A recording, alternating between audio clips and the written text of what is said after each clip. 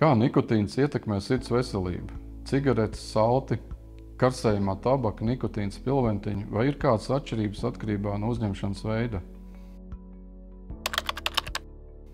Neapšaubām nikotīns un smēķēšana ir viens no galvenajiem sirds slimību riska faktoriem. Tas ir pierādīts un visā pasaulē zināms.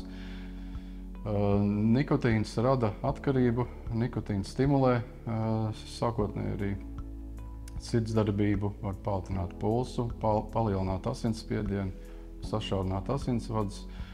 Un viens no lielākiem ļaunumiem, ka nikotīns rada atkarību. Vēlāk tā no baudvielas pārvērš par vielu, kas vienkārši ir nepieciešama, lai cilvēks justos labi.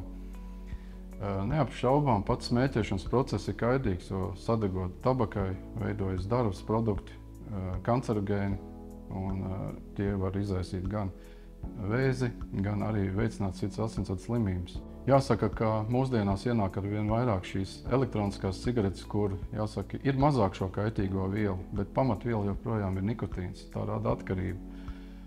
Turklāt salti, tajos ir dažādas šīs garšas, smaržas, komponentes, un tas neradi mudina arī jauns cilvēks pievērsties šim smēķēšanas veidam, tādējādi diezgan agrīni radot atkarību.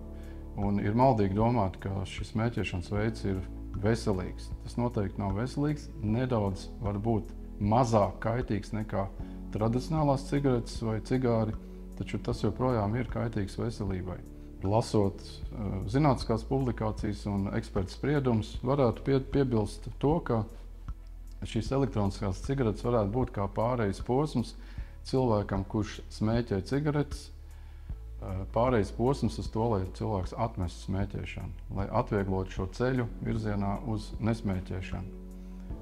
Bet noteikti tas nebūtu jāreklamē kā veselīga un stilīga dzīvesveida sastāvdaļa.